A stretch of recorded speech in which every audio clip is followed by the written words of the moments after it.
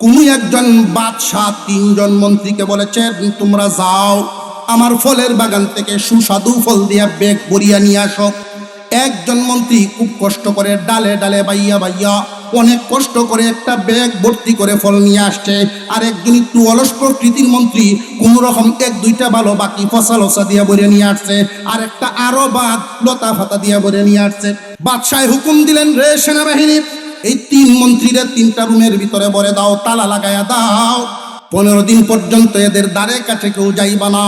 যার হাতে যেই ব্যাগ, ওই ব্যাগের খাদ্য তার নিজের হাতের খামাই খাদ্য সে খায়া 15 দিন থাক। কথা বুঝে আসছে? সুস্বাদু ফল যে আনছে কষ্ট করে সে তো সুস্বাদু ফলেই খাইব, ফসা লসা যে আনছে সে ফসাটাই খাইব, লতা পাতা যে আনছে লতা পাতাই খাইব। অনেক মুসলমান আমভাবে একটা আশা করে বসে থাকে, বুক ভরা আশা, আল্লাহ তো দয়ার সাগর মাফ করে দিবেন, আল্লাহ দয়ার সাগর মাফ করে দিবেন। মাফ করে দিবেন তখন, সাজা খাটা হইব যখন। এর আগে না এক লোক প্রশ্ন করছিল হুজুর, কারণ হুজুর দেখলে অনেকেরই আছেন একটা ভাব, হুজুর দেখলেই হয়, আরে বাপরে হুজুর দেখলে যে একটা মজা পায়, হুজুর জুড়ে আসলেও অসুবিধা, আস্তে আসলেও ওই হুজুর, আল্লাহ তো দয়ার সাগর বলে, আল্লাহ কি পারেন না তিনি মাফ করে দিতে? আল্লাহর দয়ার গুণে কি মাফ করতে পারেন না? যে হ্যাঁ পারেন। হুজুর গো, আল্লাহ যদি দয়ার গুণে মাফ করে দেন, আপনারা কষ্ট করে জীবন যাপন করিয়া যেই জায়গা, আমরাও তো এই জায়গা, আপনারা নিয়মতান্ত্রিক মাইনে যেই জায়গা, আমরা বিশেষ দয়ার বদৌলতে একই জায়গা। তারে প্রশ্ন করা হয়েছিল ওই দিন, ভাইজান আপনি কি করেন? যে আমি একজন বিসিএস ক্যাডার। মনে করেন এই মুহূর্তে বাংলাদেশ সরকার একটা ঘোষণা দিল যে সরকারের বিশেষ দয়ায় এই দেশের যত সুইফার এদেরকে বিসিএস ক্যাডারের কার্ড দেওয়া হইল। বিসিএসপি এরা হইব, সুইফাররা এমনি বেলা শিখতে গেছে। সরকারের মাথা খারাপ হয়েছে বুঝি, যে সরকারের যদি মাথা খারাপ না হয় আল্লাহর কিতা খারাপ হয়েছে? সরকারের যদি মাথা খারাপ না হয় সুইফাররে ডিসি বানাইতো না। তাহলে তুমি ইচ্ছা মতো জীবন যাপন করিয়া ওই জায়গায় যাইবা যে নিয়মতান্ত্রিক মানিয়া জীবন চালাইছে সে জায়গায় যাইব। যার কর্ম হবে যেমন তার ফলও হইব। খুব জানিয়া রাখবেন, খুব জানিয়া রাখবেন। তবে সবচাইতে দামি দৌলত যেটা ঈমান নামক দৌলত। অনেক মুসলমানের ঘরে জন্ম নিয়েও ঈমান হারা হইয়া বিদায় হবে। আল্লাহ রাব্বুল আলামিন আমার তিলাওয়াতকৃত প্রথম আয়াতে আল্লাহ বলেন, ইয়া আইয়ুহাল্লাযীনা আমানুত্তাকুল্লাহা হাক্কা তুকাতিহি ওয়া লা তামুতুন্না ইল্লা ওয়া আনতুম মুসলিমুন। ও ঈমানওয়ালারা, মানে কি বলছিলাম যে জান্নাতের মালিকরা, সত্যিকারের মুসলমান অর্থাৎ পরিপূর্ণ মুসলমান না হইয়া মরিও না। পরিপূর্ণ মুসলমান হইয়া যদি মরতে পারো, না জ্বলিয়া জান্নাতে যাইতে পারবা। আর যদি পরিপূর্ণ মুসলমান না হইয়া মরো, জ্বলিয়া ফুটিয়া আংরা হইয়া যাওয়ান লাগবো। যে জ্বলব কি পরিমাণ, অপরাধ থাকবো তোমার যেই পরিমাণ। ভয়ের ব্যাপার হইল ঈমান লইয়া মরণটা। আমরা অনেকেই হয়তো ঈমানের মূল্য বুঝি না, ঈমানের দাম জানি না। কারণ এই ঈমান আনতে গিয়া কোনো নদী পার হইতে হয় নাই, যুদ্ধ করতে হয় নাই, বাড়িঘর হারাইতে হয় নাই, মাই ফিতা খাইতে হয় নাই, কিছুই হারাইতে হয় নাই, সহজে পাইছি। ইয়া আইয়ুহাল্লাযীনা আমানুত্তাকুল্লাহা হাক্কা তুকাতিহি ওয়া লা তামুতুন্না ইল্লা ওয়া আনতুম মুসলিমুন। হে ঈমানদারেরা, আসমানের নিচে জমিনের উপরে যত মানুষ বসবাস করে সবাই কি ঈমানদার? সবাই কি ঈমানদার? মহান মাওলায়ে কারীম এই কথাটা শুধু ঈমানদারদেরকে উদ্দেশ্য করে বলেন, ও ঈমানদারেরা।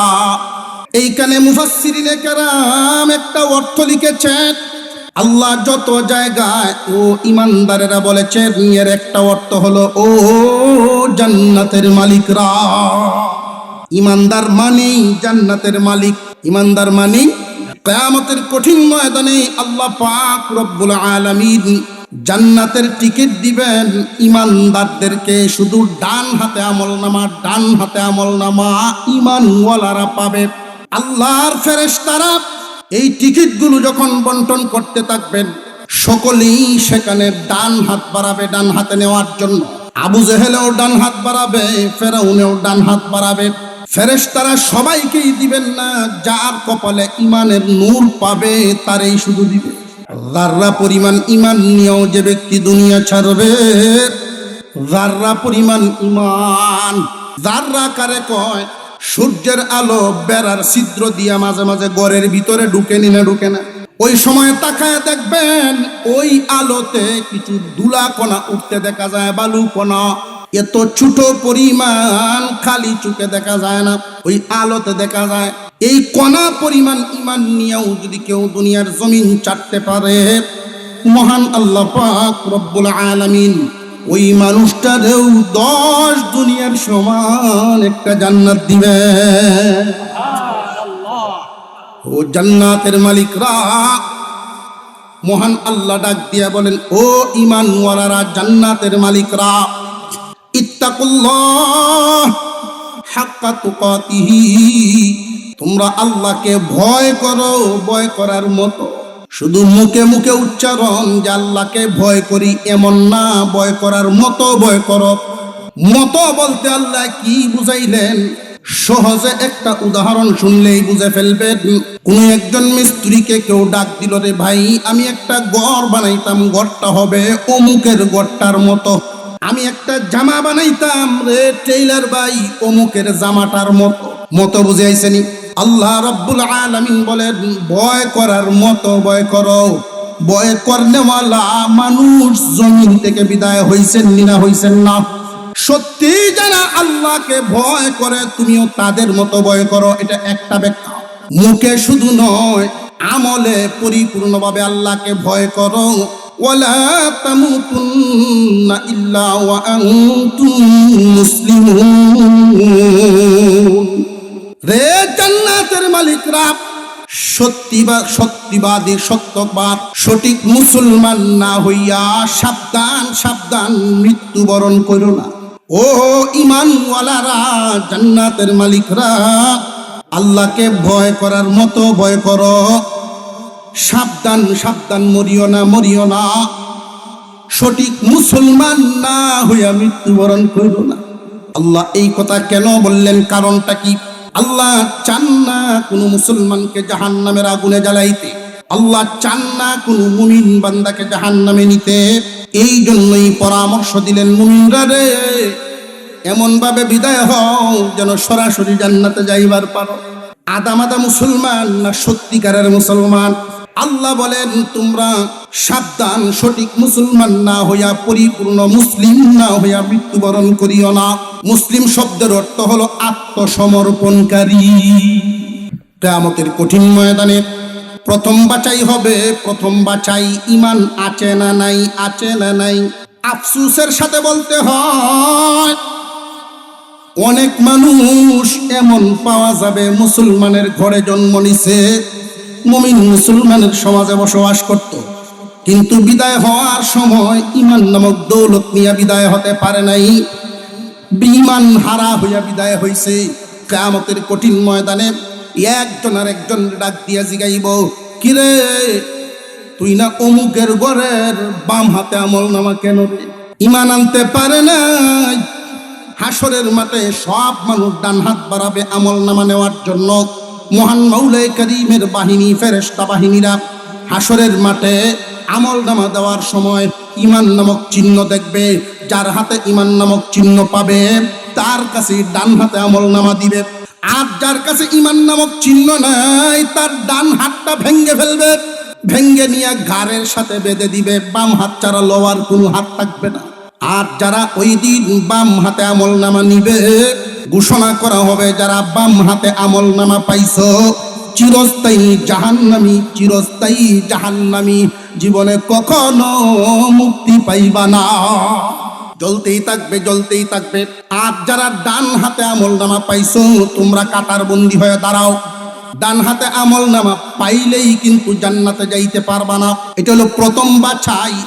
ঈমান আছে না নাই, কাফের আর মুমিনের প্রথম বাছাই। ফালা নুকিমু লাহুম ইয়াউমাল কিয়ামাতি ওয়াজনা, কুরআনে এক আয়াত। কাফিরদের ব্যাপারে বলা হয়েছে এদের আমলনামা মিজানে উঠানো হইবে না। সমস্ত মানুষদের আমলনামা প্রথম বাছাই ইমানের ওজন, এই বাছায় ইমানদাররা আলাদা, কাফেররা আলাদা, চিরস্থায়ী জাহান্নামী হয়ে যাবে। দ্বিতীয়বার যখন হিসাব নিকাশ শুরু হবে, এখন হবে কার আমলনামার কত ওজন, কার আমলনামার ওজন অবস্থা কি। আল্লাহ পাক রব্বুল আলামিন ওই দিন মুসলমানদেরকে 3 দলে বিভক্ত করবেন। সমস্ত মুসলমান ইমানদার ডান হাতে আমলনামা যারা পাইবে ওরা 3 ভাবে বিভক্ত হইব। তাহলে মুফাসসিরিনে কেরাম বলেন মুসলমান 3 প্রকার। মুসলমান কয় প্রকার? ইমানদার মুমিন মুসলমান 3 ভাগে বিভক্ত, 3 প্রকার। খুব ভালো করে বুঝে নেন। 1 নাম্বার গুনাহগার মুসলমান, 2 নাম্বার পরহেজগার মুসলমান, 3 নাম্বার আল্লাহর ওলি মুসলমান। মুসলমান কয় প্রকার? মুসলমান কয় প্রকার? গুনাহগার মুসলমান, পরহেজগার মুসলমান, ওলি মুসলমান। মুসলমান 3 প্রকার। হাসরের মাঠে এদের সাথে আচরণ হবে 3 প্রকার। মুসলমান 3 প্রকার, এদের মরণও হইব 3 প্রকার। মরার হালত 3 ধরনের হবে, সব মুসলমানের এক ধরনের না। গুনাহগার মুসলমান মৃত্যুর সময় আল্লাহর পক্ষ থেকে এক ধরনের সুসংবাদ পাবে। পরহেজগার মুসলমান আল্লাহর পক্ষ থেকে আরেক ধরনের সুসংবাদ পাবে। আল্লাহর ওলি মুসলমান আল্লাহর পক্ষ থেকে আরেক ধরনের সুসংবাদ পাইব। আগে চিনিয়া লই আমরা কোন ক্যাটাগরির মুসলমান, কেলা কোন দলের মুসলমানের পরিচয়টা আগে জানিয়ে নেই। ইমানে কোনো ঘাটতি নাই, আমলে গন্ডগোল। ইমানে কোনো ঘাটতি নাই, বিশ্বাসে কমতি নাই, আমলে গন্ডগোল। 5 ওয়াক্ত নামাজ যে পড়ন লাগবো এতে কোনো সন্দেহ। কিন্তু অনেকেই আছে 5 ওয়াক্ত পড়ে না, আছে না নাই? শুক্র আলী মুসল্লি 5 ওয়াক্ত নামাজ আদায় করে না এমন মুসলমান আছে না নাই?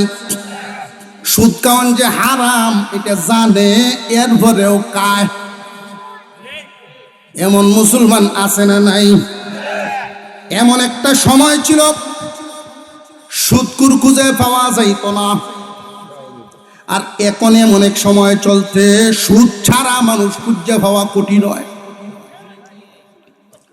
বরং সুদকুরের দল বড় হওয়ার কারণে তারা দলিল দেয় শক্ত। মৌলবীরা সুদের বিরুদ্ধে ওয়াজ করে, তারা যাকাই তারে না। সুদ গাওয়ানো তো সহজ না, লাঠির জুল লাগে। বাট আমি গোপ করে আরো সুদ গাওয়ানো তো সহজ না, লাঠির জুল লাগবে। মৌলবীরা পারে না, দে আরাম করে। একবেলা সাবান কিনছে 10 টাকা দিয়ে 15 টাকা বেচে, 5 টাকা লাভ করছে, আমরাও লাভ করতেছি। এটাও তো একটা ব্যবসায়। সুদরে ব্যবসার সাথে তুলনা দেয়। কিয়ামতের দিন আল্লাহ কোরআনে বলে রাখছেন যে সমস্ত মানুষ সুদখোর কিয়ামতের দিন হাসরের মাঠে দাঁড়াইবই পাগল হইয়া, মাতালের মতো ঘুরতে থাকবো। হাসরবাসীরা জিগাইব এই লোকগুলোর এই অবস্থা কেন, জিনে ধরার মতো কেন? যে হাসরবাসীরা দেখলেই বোঝা যাবে পাগল। পাগলে শুক্রবার নেই মঙ্গলবার কয়, সুরে কর। এই কারণে মাথা ঠিক নাই, পাগল হইয়া উঠবো। আল্লাহ এদেরকে পাগল বানায়া উঠাইবেন। কারণটা কি? যে হালাল জিনিসটারে হারামের সাথে, হারামটারে হালালের সাথে তুলনা করত। এমন সুদখোর মানুষ মুসলমানের ভিতরে আছে না নাই? ওরা কাফের না, যেহেতু সুদরে হারাম মনে করে খাইতাছে। আর যদি কয় সুদ হালাল, তাহলে ইমান থাকতো না। আমি যে কথাটা বলছিলাম, মুসলমানের ঘরে জন্ম নিব, ইমান হারা হইয়া বিদায় হইব। কারণটা কি? কোরআন হাদিসের কোনো একটা বিধানকে যদি অস্বীকার করে, হালাল রে হারাম করতে চায়, হারাম রে হালাল করতে চায়, ইমান থাকবে না, ইমান হারা হইয়া বিদায় হইব। বাম হাতে আমলনামা পাইব, চিরস্থায়ী জাহান্নামে থাকব। কথা বুঝে আসতেছে? তুমি সুদ খাইবা তোমার ব্যক্তিগত ব্যাপার, তবে হালাল কইও না, হারামি। ব্যবসার সাথে তুলনা দিও না, এটা হারামি। কিছু মানুষ এমন আছে কয় একটা নামাজ একটা রোজা আদম যাতে বললে সারে, চলো মুর্শিদের বাজারে ধরবে যদি তারে। গীতও গায়, গানও গায়, আবার ইমান হারা হইয়া মরব। সাবধান, 5 ওয়াক্ত নামাজ পড়তে পারো না, এটা তোমার দুর্বলতা, তুমি গুনাহগার। তবে নামাজ যে 5 ওয়াক্ত পড়ন লাগবে, এটা ফরজ, এটা মানতে হইব, নইলে ইমান থাকতো না। পর্দার বিধান ফরজ। বাবির সামনে দেবরের পর্দা লাগবো না লাগতো না? কেউ যদি কয় না বাবি মার মতো, এনো পর্দা লাগে না, মৌলবীরা না কয়। কোরআনের কথাটা কি কোরআনের পক্ষে গেল না বিপক্ষে গেল? ইমান থাকতো না। ইমান হারা হইয়া বিদায় হইতে হবে। বাম হাতে আমল নামা যাইব, খুব ভালো করে বুঝে রাখবেন। গুনাহগার মুসলমান, তাদের পরিচয়টা জেনে নেন। ইমানে কোনো গন্ডগোল নাই, বিশ্বাসে কোনো কমতি নাই, সব বিশ্বাস করে, বিশ্বাসে কোনো কমতি নাই, কিন্তু আমলে কমতি। ওরা গুনাহগার মুসলমান, আর বিশ্বাসে যদি কমতি হইয়া যায়, গন্ডগোল হয়, ওরা মুসলমান আর থাকে না। বুঝাইতে পারছি পার্থক্যটা? গুনাহগার মুসলমান সমাজে কম না বেশি? এবার আসেন পরিচয় লই। পরহেজগার মুসলমান। গুনাহগার আর পরহেজগারের পার্থক্য হলো, গুনাহগার বিশ্বাস করে ঠিক, কিন্তু আমল করে না। সুদে ঘুষে হালালে হারামে সব বিষয়ে আসে, দালান কোটা বানায়, জমাজমি বানায়। পরহেজগার মুসলমান যেমন বিশ্বাস করে, এমন আমলও করে। হালাল পথে যদি সুযোগ পায়, বছরে 1 কোটি টাকা কামানোর সুযোগ যদি মিলে হালাল পথে, তাহলে কামাইব। না জায়েজ? না জায়েজ? না জায়েজ? না জায়েজ? হালাল পথে যদি সুযোগ পায়, জায়েজ আছে না নাই? কোটিপতি হও, শিল্পপতি হও, তবে হালাল পথে পরহেজগার চিন্তা করবো যে আমার ভোটটা কি হালাল আছে কিনা, ওইটা ঠিক রাখতে হইব। পরহেজগার মুসলমান হইল তারা, হালাল হারাম বাঁচিয়া চলে যারা। প্রয়োজনে উপবাস থাকবো, হারাম খাইতো না। প্রয়োজনে উবাস থাকবো, হারাম খাইতো না। 5 ওয়াক্ত নামাজ যত কষ্টই হোক ছাড়তো না। প্রয়োজনে দুনিয়ার কাজ ছাড়বো, ক্ষেত প্রয়োজনে 1 কাটা ভরের দিন কাটবো, তবু নামাজ ছাড়তো না। রোজার মাসের কাজ প্রয়োজনে কমায় দিব, তবু রোজা ছাড়তো না। দুনিয়ার কমতি করিয়া, দুনিয়াদারি কমায়া আখেরাত ঠিক রাখবো, আল্লাহর বিধান ঠিক রাখবো, এটা পরহেজগার মুসলমান। সুযোগ যদি পায় তাহলে কোটিপতি হইব। হারামে না হালালে? হালাল পথে কোটিপতি হওয়া না জায়েজ? না জায়েজ? 100% জায়েজ। পরহেজগার মুসলমান হালাল পথে চলবো, হারাম পথে চলতো না। আল্লাহ যদি বরকত দেন, কোটিপতি হইব, নিষেধ। এবার আসেন ওলি মুসলমানের পরিচয়টা নেই। আল্লাহর ওলি মুসলমান তারা। ওলি মুসলমানের পরিচয়টা বেশ কয়েকটা সিফত উল্লেখ করা হয়েছে, একটা কই আপনাদের সামনে। হুব্বে দুনিয়া, দুনিয়ার কোনো লোভ লালসা এদের অন্তরে থাকবে না। হালাল পথে দুনিয়া কামানোর সুযোগ আছে, এর পরেও কামাইতো না। বুঝাইতেছে? পরহেজগারে কামাইব, হালাল পথে পাইলে কামাইব, হারাম পথে যাইতো না। গুনাহগারে হালাল হারাম বুঝতো না, কামানি লাগতো। আর ওলি মুসলমান যারা, হালাল পথেও দুনিয়া কামানোর চিন্তা করে না। আপনারা প্রশ্ন করতে পারেন, হুজুর এই জাতের বেকল মানুষ কি দুনিয়া তখনও আছে? আছে, সংখ্যায় খুব কম, সংখ্যায় খুব। আল্লাহর ওলি মুসলমান যারা, এদের কলবটার অবস্থা হবে এমন, কেউ যদি গালি দেয় গোসা হয় না, কেউ প্রশংসা করলেও অন্তর ভুলে না। কলবের অবস্থা। ওলি মুসলমান সুযোগ পাইলেও দুনিয়া কামানোর পেরেশানি করে না। আমি এমন একজন মুসলমান পাইছিলাম, আপনাদের পার্শ্ববর্তী, খুব দূরের না, বানিয়াচং ফুলমে আবিসাব নাম আছে। আল্লাহ এমন শক্তি, এমন মেধা, এমন যোগ্যতা আল্লাহ তারে দান করেছিলেন, কোনো বার্ষিক করিয়া না। কোন গাছের পাতাটা কোনটার সাথে মিলাইলে কি ওষুধ হয়, আল্লাহ এটা ওনার যোগ্যতা দিছিল। হামদর্দ কোম্পানির লোকেরা একবার ওনার কাছে আসছিল, হুজুর চেয়ারে বৈশা বৈশা শুধু কইয়া দিবেন কোন ফাতাটা কোনটার সাথে মিলাইতাম 3 লাখ টাকা বেতন দেব। এরা যে একটা দৌড়ান দিছি, আমি নিজের চোখে ওনাকে দেখেছি। ওনার পরনের জামাটা সাহাবায়ে কেরামের জামার মতো, জামা সাদা, তালি হইতো হলুদ, তালি হইতো নীল, অন্য কাপড়। উনি যে ওষুধটা বেচতেন, যেই কাস্টমারের কাছে ওষুধ বেচছেন, এই টাকাটা খরচ হওয়ার আগ পর্যন্ত দ্বিতীয় কাস্টমার ওষুধ হয়েছে না। উনি যদি ইচ্ছা করতেন কোটিপতি হইতে পারতেন না, পারতেন না। উলি মুসলমান, গুনাহগার মুসলমান প্রথমে হইল বেঈমান।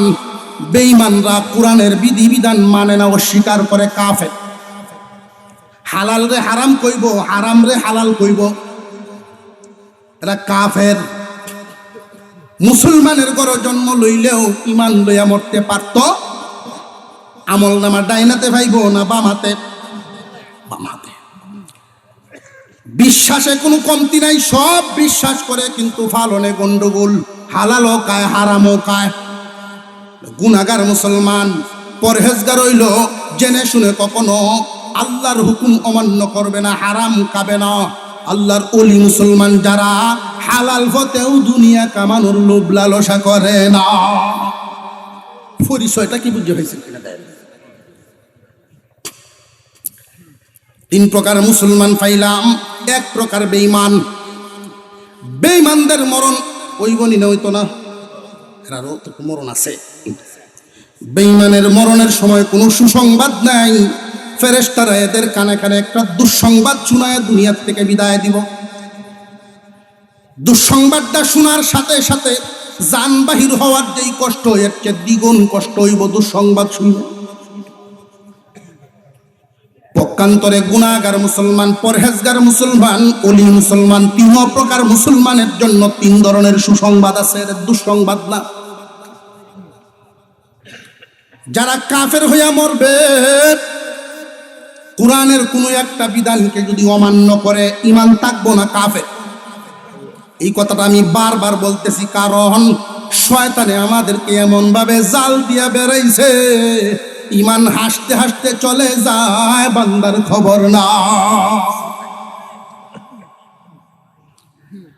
কাফেরদের দুনিয়ার জমিন ছাড়ার সময় আজরাইল আলাইহিস সালামের সাথে ফেরেশতারা আসবে, তার একটা দুঃসংবাদ শুনাইবে। রে আল্লাহর বান্দা, আল্লাহ তোর জন্য একটা জান্নাত বানাইছিলেন, দেখ একটা জান্নাত, কিন্তু আল্লাহর বিধান অমান্য করার কারণে, অস্বীকার করার কারণে এই জান্নাত থেকে চিরতরে নামটা কেটে গেল। যেই মাত্র শুনবো জান্নাত আর পাইল না, চোখে শুধু দেখছিল জান্নাত আর পাইত না। দেখছিন একটা বলা আছেন, দেখকে যে একটা কষ্ট লাগবো।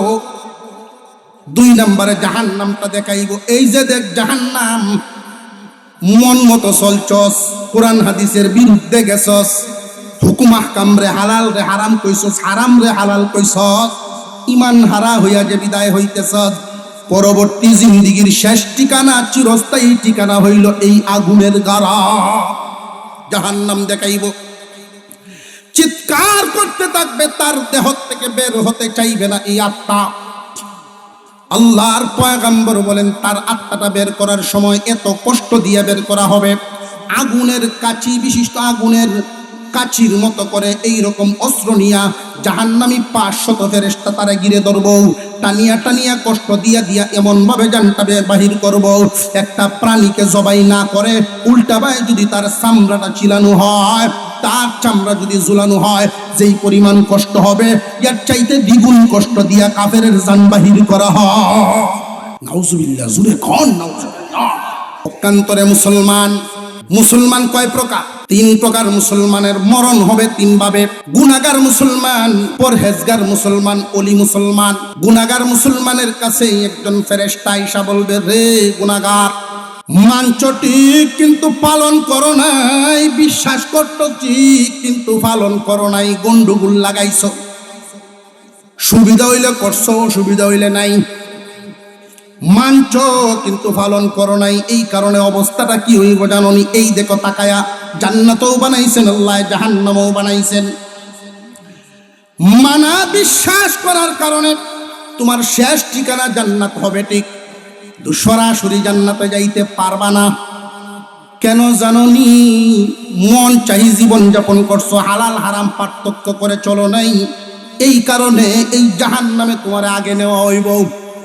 থাকবা জানো কতদিন? কি পরিমাণ তোমার সাজা হইব, কি পরিমাণ অপরাধ তোমার যেই পরিমাণ। সবার অপরাধ কি সমান? যার অপরাধ যেই পরিমাণ, সাজাও ভুগবো সেই পরিমাণ। আল্লাহ চান না কোন ইমানদারকে জাহান্নামের আগুনে জ্বালাইতে। এই ইমানদারকে জাহান্নামের আগুনে জ্বালাইয়া খাটা সাজাইবেন, তার সাজা কাটাইবেন। অপরাধ ভোগ করার পরে, সাজা ভোগ করার পরে এক সময় তুমি জান্নাত পাইবা।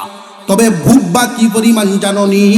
অপরাধ যেই পরিমাণ করছো তখন মজা ভুগিয়া লইবা। চিৎকার করতে থাকবে এই কাফেরের মতো গুনাহগার মুসলমান, জাহান্নাম কেমনে সইব? খুব কষ্ট হইয়া গুনাহগার মুসলমানের মরণ হবে। 3 নম্বরে পরহেজগার মুসলমান কাছে আইসা সুসংবাদটা জানাইব। তোমার জন্য আরেক জাতের সুসংবাদ। রে পরহেজগার মুসলমান, যেইভাবে বিশ্বাস করছো ওইভাবে তুমি পালনও করছো আল্লাহর বিধানগুলো। জীবনে কোনোদিন বিধানের উল্টা যাও নাই। এতে কিন্তু দুনিয়ার জীবনযাপনটা কষ্টের হইছে অনেক। পরহেজগারির জীবনযাপন কি সুখের না? অনেক কষ্টের। খুব যুদ্ধ করে এই জীবনটা পাড়ি দেওয়া লাগে। ও পরহেজগার মুসলমান, এই যে জাহান্নাম যে বানাইছিল, এখানে আর আপনাকে নেওয়া হবে না। আল্লাহ রাব্বুল আলামিন এই চিরস্থায়ী ঠিকানা জান্নাত, জাহান্নামের আগুনে না ছুঁয়াই আল্লাহ আপনারে জান্নাত দিয়ে দিব। একটু জোরে কর না সুবহানাল্লাহ। এখন হইল ওলি মুসলমান। ওলি মুসলমান রে জান্নাতের সুসংবাদ দিলে খুশি না। ওলি মুসলমান জান্নাতের সুসংবাদে খুশি না। ওলি মুসলমানের কাছে আল্লাহর ফেরেশতারা আইসা বলবে, ওগো আল্লাহর ওলি, সুযোগ পায়াও দুনিয়া লাথি মারছে। এই কলবটার ভিতরে আল্লাহ ছাড়া কেউ নেই। তারা যখন আল্লাহর কাছে দোয়া করত, জান্নাতও চাইতো না, আল্লাহ চাইতো আল্লাহ। মাঝে মাঝে এসকে মনোভাবে তাদের ভাব তৈরি হয়ে যেত, একটা হালত তৈরি হয়ে যেত। দোয়া করতো, আল্লাহ কই দিবা তুমি জানো, তবে যেখানেই দেও তোমারে যেন দেখা যায়। আল্লাহু আকবার বলেন। আল্লাহ, তোমারে যেন দেখা যায়, দুজয় দিলেও তোমারে যেন দেখতাম পারি। আল্লাহ পাক রব্বুল আলামিন বলবেন, ফেরেশতারা রে, আমার এই বান্দাগুলোরে জান্নাতের সুসংবাদ দিস না, তাদেরকে বল সরাসরি আল্লাহর দিদারের সুসংবাদ। মুসলমান 3 প্রকার, বেঈমান কাফের 1 প্রকার। কিয়ামতের কঠিন ময়দানে একদল মানুষ হিসাব নিকাশ শুরু হওয়ার আগেই আল্লাহর ওলিগণ বিনা হিসাবেই তারা জান্নাতে চলে যাবেন হাসরের মাঠে। আরেক দল মানুষ জাহান্নামে যাবে সাজা কাটার জন্য। তারা মুসলমান, 1 ওয়াক্ত নামাজ ছেড়ে দিয়েছো, সময় মতো পড়ো নাই, সময় বিলম্ব করে আদায় করার কারণে 2,88,00,000 বছর জাহান্নাম। 2 ওয়াক্ত ছাড়লে অবস্থা কি হবে? 3 ওয়াক্ত 5 ওয়াক্ত এইভাবে যদি ছাড়তে থাকো, সাজা তোমার হইতেই থাকবে। আল্লাহর পাওনা আদায় না করে একটা কদম বাড়ানোর সুযোগ নাই। সৌদি আরবের একজন মানুষ, মনোযোগ দিয়া শুনেন, সৌদি আরবের একজন মুরব্বী মানুষ শ্বাসকষ্টে আক্রান্ত হয়ে হাসপাতালে নিয়ে ভর্তি করা হলো, প্রাইভেট একটা ক্লিনিক। 24 ঘন্টা অক্সিজেন দেওয়া হয়েছে তারে। পরের দিন যখন বের করা হবে, বিল পেপার তার সামনে পেশ করা হলো, 3000 রিয়াল। বিলটা পরিশোধ করে তারপর রুগী নিয়ে বিদায় হবেন। আত্মীয় স্বজন ছেলে মেয়েরা সবাই আছে। এরপরেও মুরব্বী মানুষ কাগজটা হাতে নিয়ে চোখের পানি ছাইড়ে দিছে। বড় ছেলে আইসা কয়, আব্বা এক বৈঠকে 3000 রিয়াল আমরা খরচ করে লাই বন্ধু বান্ধব লইয়া। আপনি কেন কান্দেন? বাবা রে, এই 3000-এর লাগিয়ে কান্দি না রে বাবা। এই 24 ঘন্টা অক্সিজেন দেওয়ার কারণে যদি 3000-এর বিলের পেপার আই, যেই মাওলা আজ পর্যন্ত অক্সিজেন দিয়া বাঁচায়া রাখছেন, উনার কাছে না জানি বিল কত জমা হয়েছে। তুমি ভুক্ত ওই সময় থাকবা না রে বাবা। ওই চিন্তায় আমি চোখের পানি ছেড়ে দিছি। পানির একটা বোতল যদি দোকান থেকে নেন, 30 টাকা দিলে এরপরে বোতল পাইবেন। কোন একটা কোম্পানি পানিটা বোতলে ভরার কারণে যদি তার দাম হয় 30 টাকা, যেই মালিকে পানি বানাইছেন তার বিল কত? অক্সিজেন 24 ঘন্টা নিলেন 3000 রিয়াল। অক্সিজেন কি কোনো বিজ্ঞানী আবিষ্কার করতে পারবো নাকি? বোতলে ভরার কারণে যদি এই বিল হয়, যিনি অক্সিজেন দিছেন, এবার বান্দা ভাবিয়া দেখো উনার বিল কত। রে নাফরমান, জানিয়ে রাখো তোমার কর্ম যেমন ফলাফল হইব তেমন। এই ইমানের যে কত দাম আমরা বুঝি না, তবে শয়তানে ঠিকই বুঝে যে আমার পিছে লাগছে, আপনার পিছনে লাগছে ইমান হারা করার জন্য।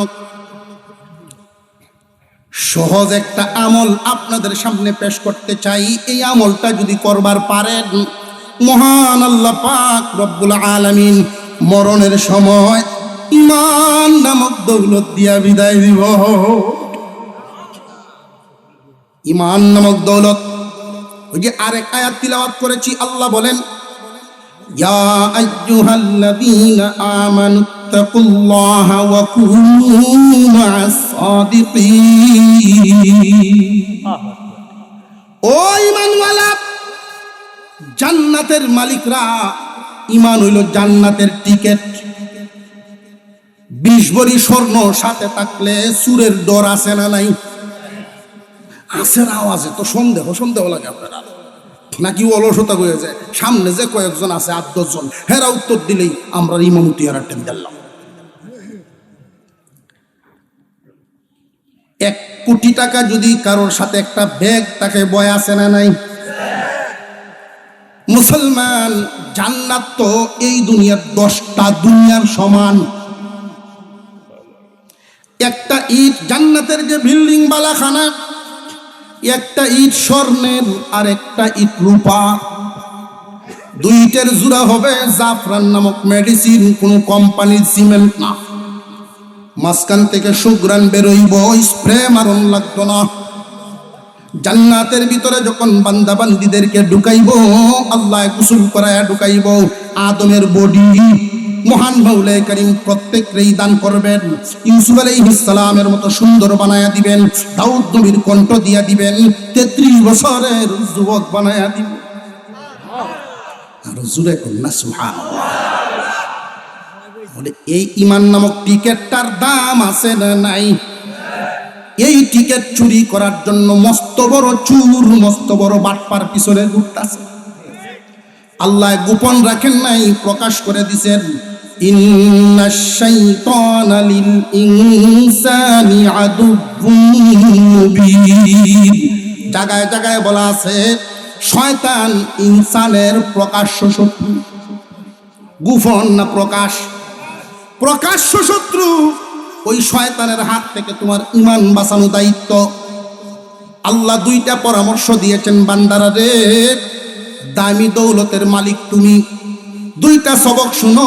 1 নম্বরে ইত্তাকুল্লাহ, আল্লাহরে ডরাও, আল্লাহরে ডরাও, আল্লাহকে ভয় করো। আল্লাহকে যদি ভয় করে চলতে পারো, ঈমান লইয়া মরতে পারবা। আল্লাহকে ভয় করে যদি চলতে পারো, ঈমান লইয়া মরতে পারবা। আল্লাহকে ভয় করে কারা? পরহেজগার আর ওলি যারা। বুঝাইতেছে? আল্লাহকে পরিপূর্ণ ভয় করতেছেন কারা? পরহেজগার আর ওলি যারা। কারণ তারা জাহান্নামের আগুনে না ছুঁয়াই জান্নাত পাইব। আমি আপনি গুনাহগার মুসলমান, ঈমান আছে ঠিক, কিন্তু আমল ঠিক নেই। এমন একটা জায়গায় আমরা দাঁড়ায় আছি, কোন সময় শয়তানের ধাক্কা গায়ে লাইগা যায় ঠিক নাই, কোন দিকে ভরে যায় ঠিক নাই। যে কোনো সময় ইমান বড় হুমকির মুখে, ইমান বড় হুমকির মুখে আছে।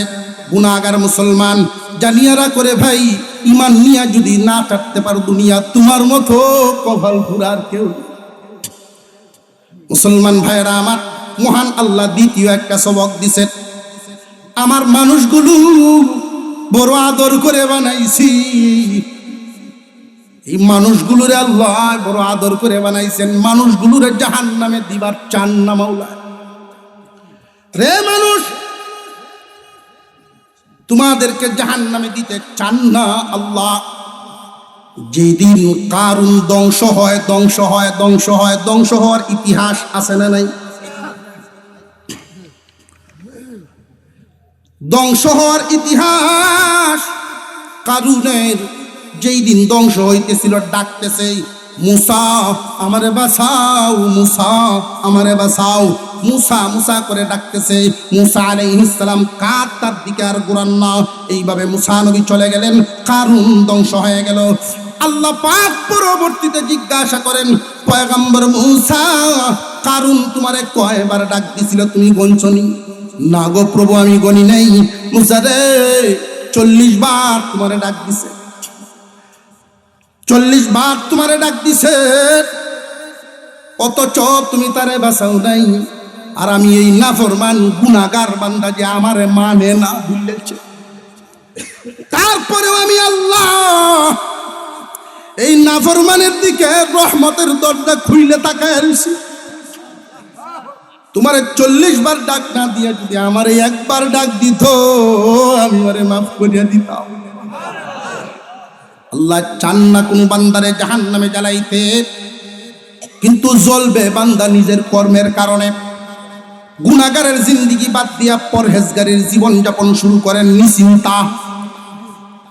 ইমান লইয়া যদি যাওয়া লাগে, শয়তানের হাত থেকে যদি বাঁচা লাগে, একটা আমল খুব জরুর করতে হবে। ওয়াকুনু মা'আস সাদিকিন, আল্লাহ ওয়ালাদের সাথী হয়ে যাওয়া, হক্কানি পীর মাশায়েখদের সাথী হওয়া, কোরআন শরীফ পড়ে যারা পড়ায় যারা এদের সাথী হওয়া, আল্লাহর কোরআনের দ্বারক বাহক যারা এদের সাথী হওয়া। এই দুনিয়াতে দুই দল, এক দল কোরআনের পক্ষে, এক দল বিপক্ষে। মুরব্বী মানুষ নিজে মসজিদ মাদ্রাসা করছেন, আলাপ হইল মাত্র। মসজিদ মাদ্রাসা আলেম ওলামা ইসলামের পক্ষে আর ইসলামের বিপক্ষে, দুই দলে বিভক্ত। সারা জিন্দিগি কোরআনের মোহাব্বত, কোরআন ওয়ালার মোহাব্বত। যেখানে কোরআন পড়ানো হয়, যেইখানে যারা কোরআন পড়ায়, এই মোহাব্বতটা দিলের ভিতরে যারা লালন করতে পারবে, আল্লাহ রব্বুল আলামিন এদেরকে ঈমান নামক হাদিয়া দিয়া বিদায় দিবে। একটা প্রমাণ পেশ করি। যেই দিন আদমকে আল্লাহ বানাইছেন, কথাটা আপনাদের অনেকের কাছে নতুনও হইতে পারে। যেই দিন আদমকে আল্লাহ বানাইছেন, আদম আলাইহিস সালামের ভিতরে ইলম ঢুকায়া দিলেন। একদিকে আদম, একদিকে ফেরেশতারা, মাঝখানে পৃথিবীর সমস্ত চিজগুলোকে হাজির করা হয়। ফেরেশতারা যদিও নূরের তৈরি, এদের আকল সীমাবদ্ধ, সীমাবদ্ধ আকল। সীমাবদ্ধ বলতে, যেই ফেরেশতারে আল্লাহ পানির দায়িত্ব দিয়েছেন, ওই ফেরেশতা আগুন সম্পর্কে কিচ্ছু জানে না। তারা বুঝে আসছে? যেই ফেরেশতারে আল্লাহ আগুনের দায়িত্ব দিয়েছেন, ওই ফেরেশতা বাতাস সম্পর্কে আকল রাখে না। কিন্তু আদমকে আল্লাহ প্রশস্ত ইলম দান করেছেন।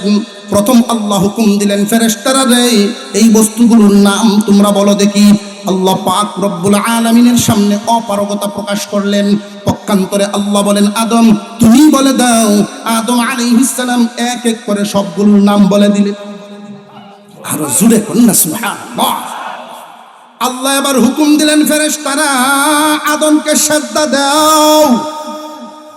যদিও আদমকে আমি মাটি দিয়া বানাইছি,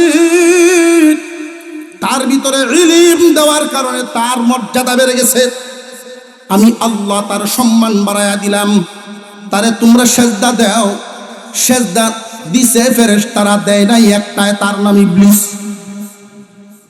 যে দেয় নাই সে কি লাভবান না ক্ষতিগ্রস্ত? আল্লাহ বলছেন সম্মান দেও, সবাই মানলো, সে মানলো না, না মানিয়া লাভবান না ক্ষতিগ্রস্ত? অহংকার তারে জ্বলায়া পুরায়া লানত প্রাপ্ত বানায়া দিল, দেয় নাই। আদমের কোনো ক্ষতি হইছে না দেওয়াতে? পক্ষান্তরে ফেরেশতারা যে সেজদা দিল, সেজদা দিতে গিয়া একজন ফেরেশতা আগে দিয়ে দিছে। যেই ফেরেশতা আগে দিয়েছেন তার নাম ছিল ইসরাফিল আলাইহিস সালাম। আল্লাহ পাক রব্বুল আলামিন বলেন, আমার দেওয়া ইলমওয়ালাকে সম্মান দিতে গিয়া, ইসরাফিল রে তুমি যে আগে দিলা, আমি আল্লাহ তোমার প্রতি খুশি হইয়া তোমার একটা পুরস্কার দিব। পুরস্কার ইসরাফিল আলাইহিস সালামের কপালে 30 পারা কোরআন লিখে দেওয়া হয়েছে। যারা ওই মসজিদ মাদ্রাসা আলেম উলামা কোরআনের পক্ষে জিন্দেগি কাটায়া দিবে, আল্লাহ রাব্বুল আলামিন এদেরকে ঈমান নামক হাদিয়া দিয়ে দিবেন, শয়তানের হাত থেকে থাবা দিয়া। কোরআনের সাথে জীবনটা লাগায়া রাখছে, মনের মনি কুটায় মহব্বত লাগায়া রাখছে। এই জন্য আল্লাহ ওই মানুষগুলোরে ঈমান নামক দৌলত দিয়া বিদায় দিবে।